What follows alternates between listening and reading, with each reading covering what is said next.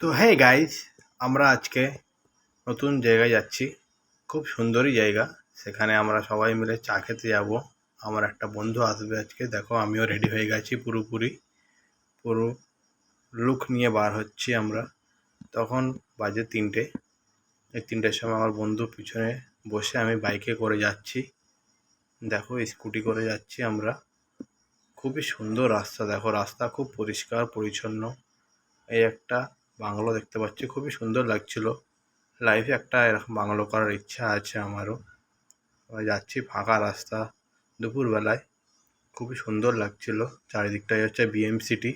দেখো তোমরা চেনো কি? এটা বিবিরহাটের কাছাকাছি আছে বিএম সিটি। খুব বড় বড় বাংলো আছে। এই আমি একটু স্টাইল মারতে মারতে যাচ্ছিলাম।